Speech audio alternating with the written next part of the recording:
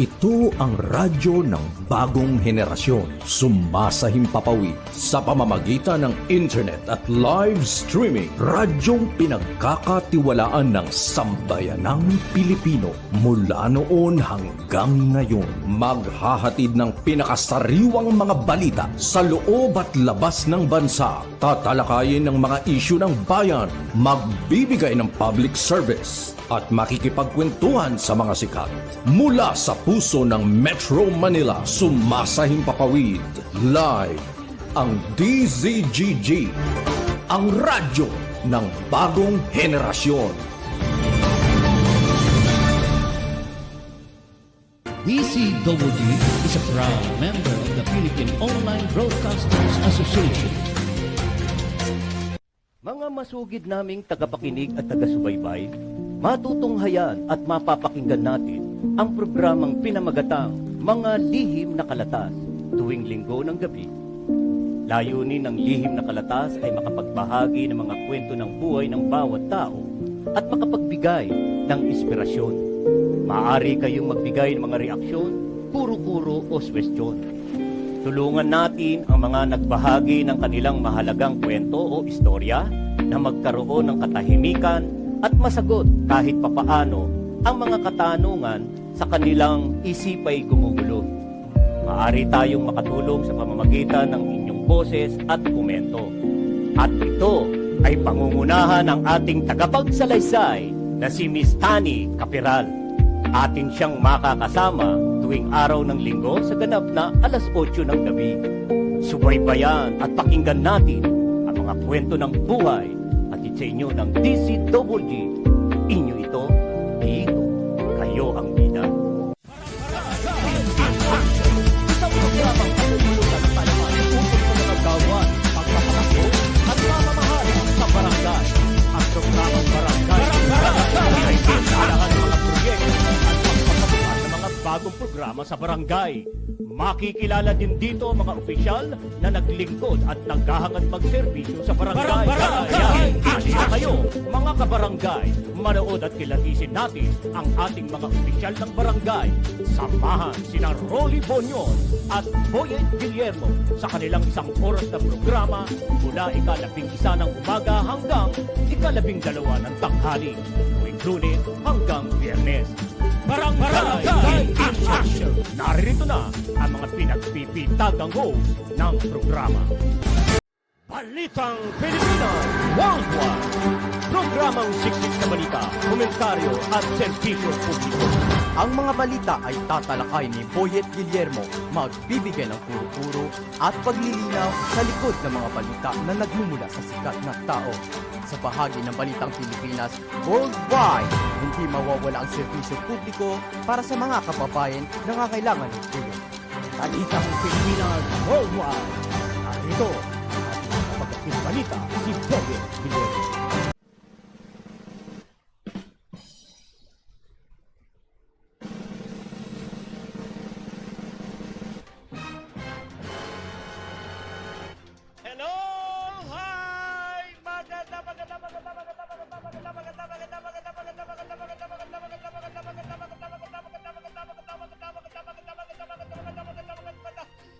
Magandang hapon, Luzon, Visayas at Mindanao. At sa iba't ibang dako ng mundo na naabot po ng Balitang Pilipinas Worldwide, tayo po ay muli na magsama-sama sa isang oras po nating balitaan at pagtalakay sa likod po ng mga balita. At siyempre, hindi po mawawala ang serbisyo publiko.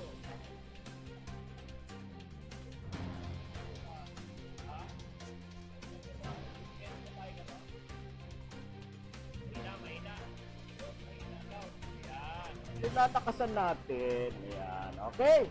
So, hindi naman ho natin pwedeng ulitin yung aking introduction. Ako, masyadong mahaba yun. Hindi ho natin kaya na maganda naman. Maganda. Isang tao lamang ho talaga ang may karapatang at may kakayanan na mahabang hininga ng pagsambit ng maganda. Si Ginoong Rene Santa Cruz. isa po sa haligi po ng mga tagapamahayag dito sa ating bansa. Si Rene Santa Cruz, alam niyo na kung taga saan yan. Kakabilang na himpilan po yan. At yan ho talaga, kahit anong gayaya ho natin, hindi ho natin kakayanin. Saka mga antigo na ho yan. Alright. Okay, Aba, tayo po ay itong ating pong edisyon ay nasa edisyon po tayo, August 24. August 24 tayo ngayon. At nasa taon tayo ng 2023. Ayan, araw ng Huwebes. At syempre, bukas, naku.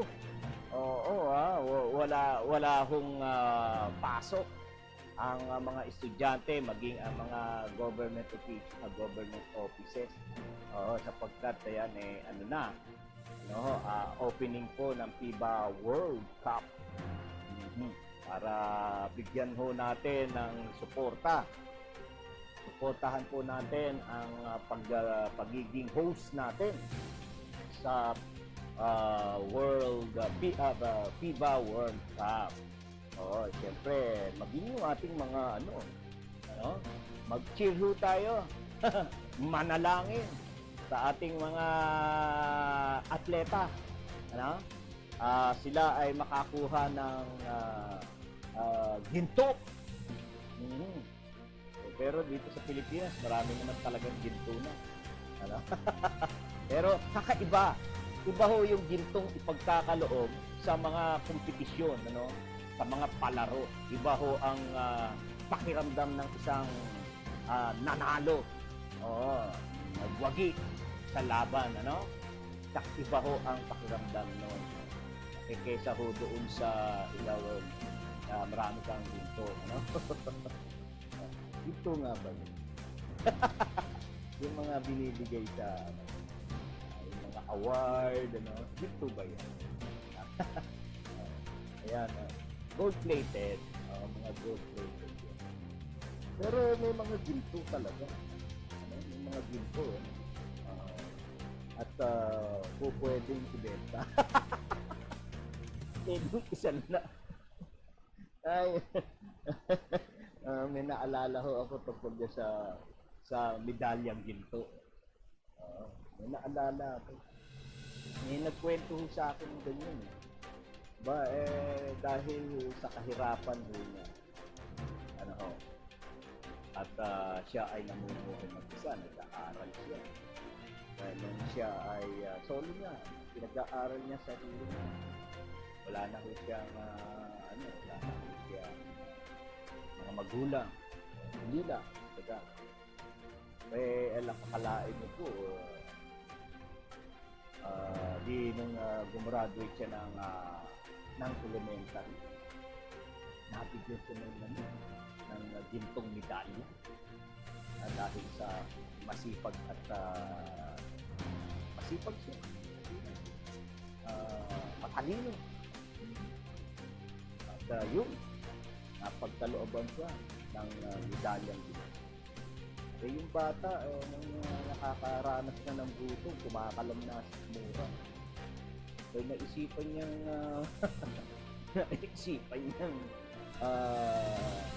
ibenta.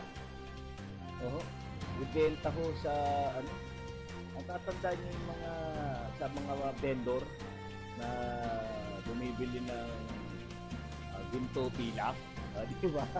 Ginto pilak. Tapos di ba, yan yung mga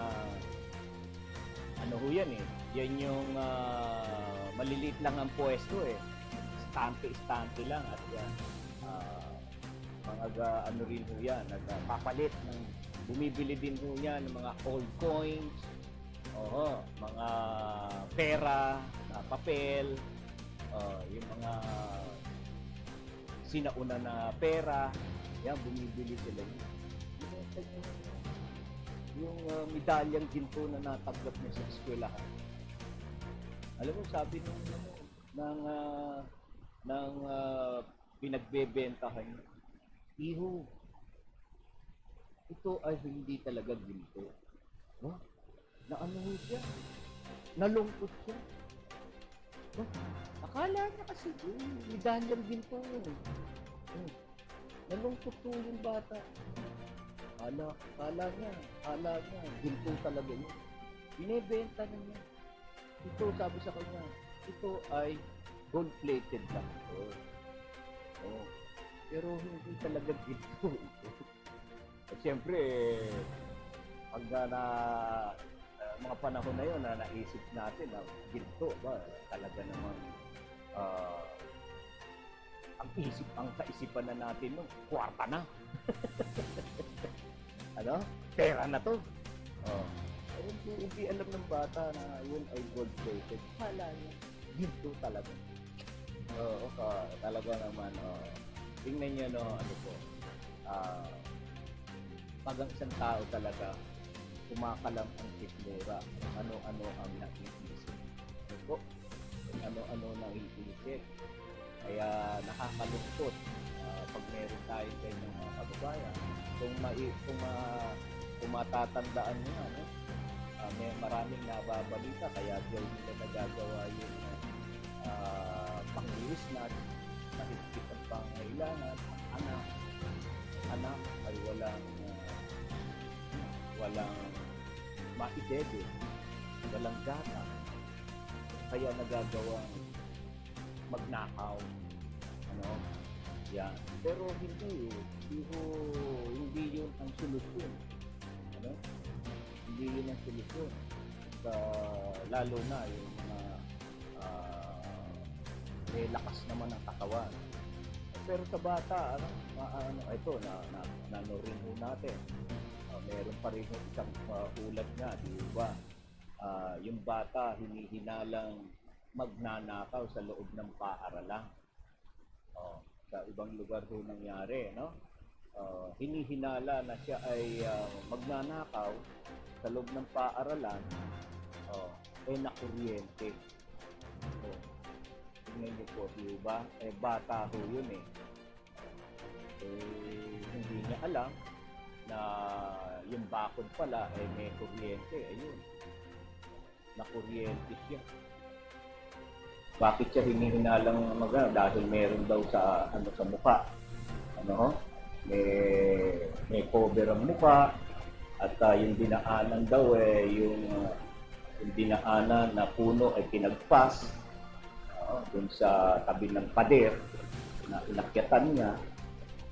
Yun yung mga palatandaan na magnanakaw yung bata. Tingnan niyo po ba, no? Ganun talaga, no? Hindi na iniisip ng bata na wala siyang naiisip na magandang paraan. Kasi talagang pag gutom ka, di ba? Nawawala ka talaga sa sarili pag gutom. No? Pag nagugutom ka at lalo na yung ang pakiramdam mo, nanginginig ka talaga at talagang kahit anong makita mo, kakainin mo na lamang.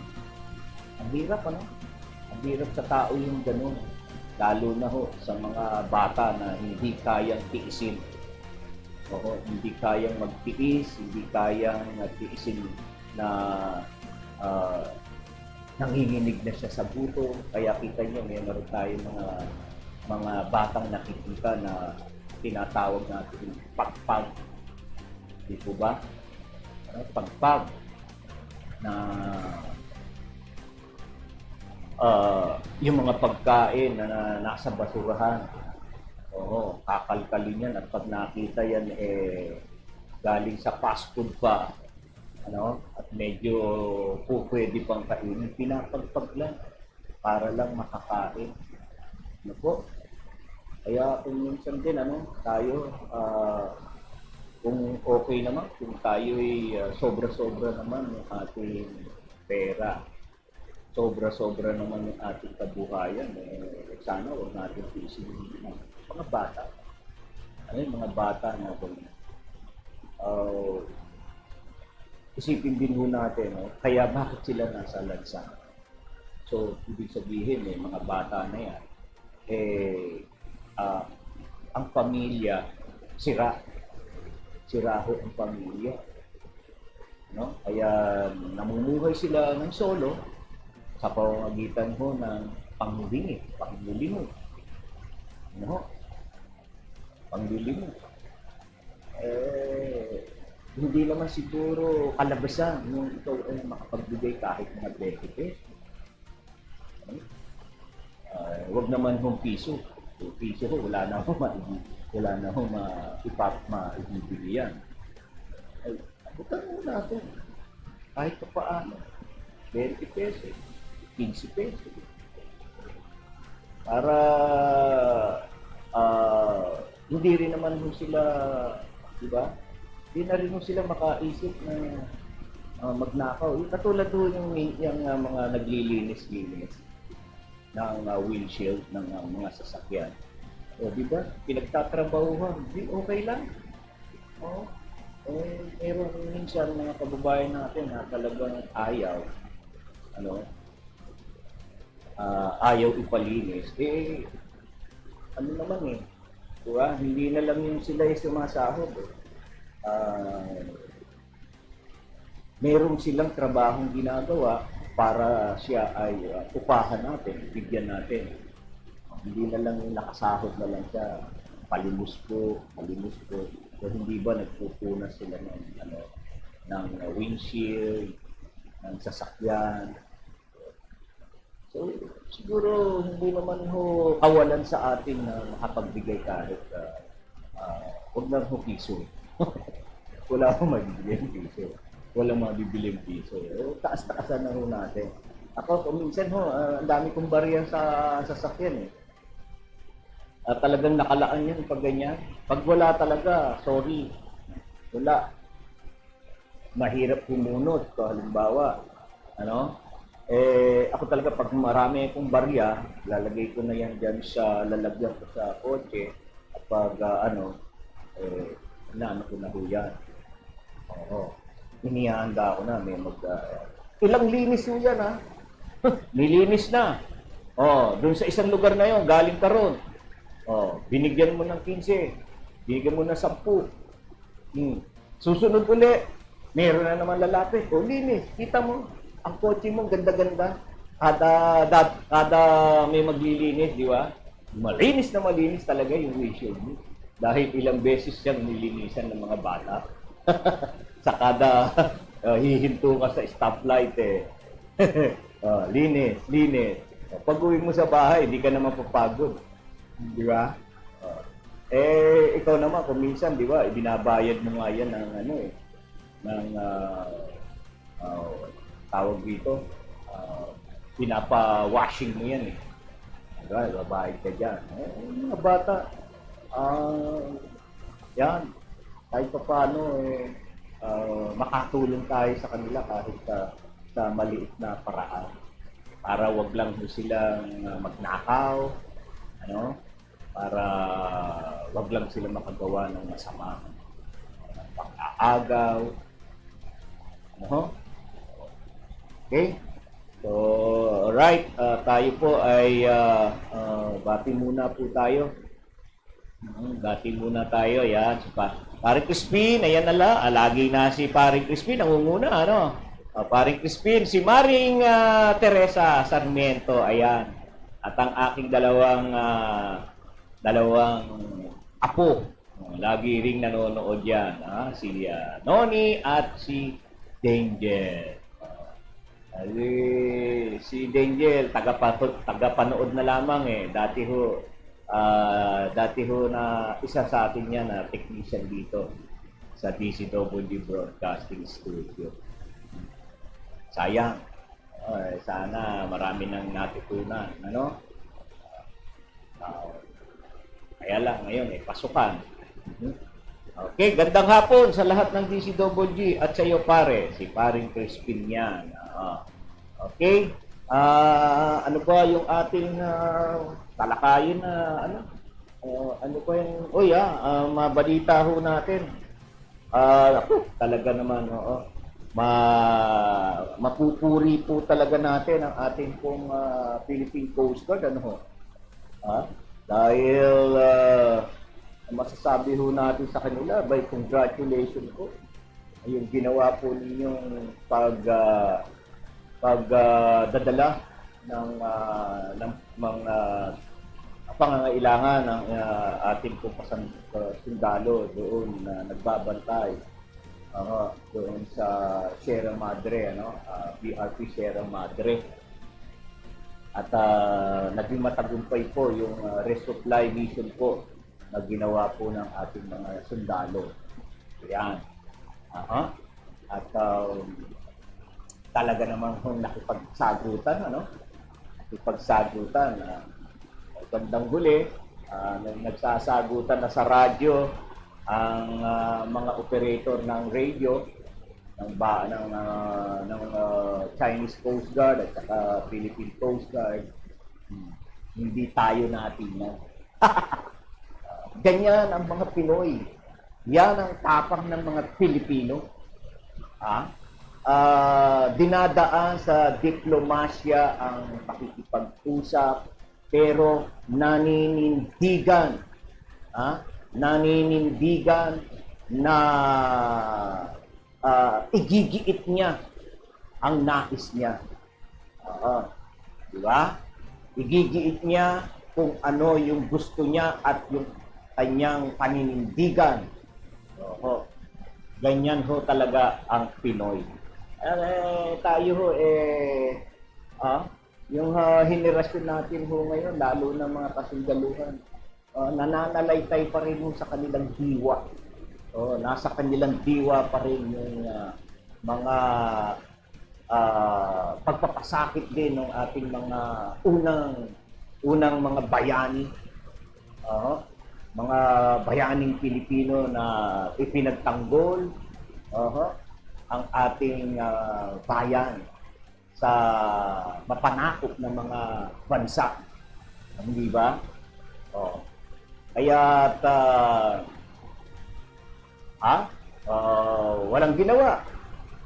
Walang ginawang marahas na hakbang ang Chinese Coast Guard. Sa tubig na lang nila ibinugay yung tubig nila.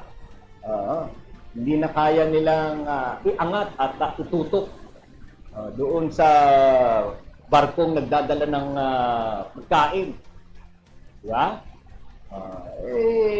Yun nga ho, minsan talaga kinakailangan nating iparamdam na tayo ay marunong pumalag. Kinakailangan yan. Okay. Pasuntok-suntokin tayo. Suntokin Api-apihin tayo. Sige. Pero pag sukdulan na, ito na nga yun. Pag sukdulan na, bahala ka. Yun na ang ating, bahala ka. Gagawin ko ang gusto ko para dito sa aming bayan. Gagawin ko ang gusto ko para ipagtanggol ang aking bayan. Dinagawa nga ng ating Philippine Coast Guard. Ang ating mga kasundaluhan. Hindi ba't kaya naku,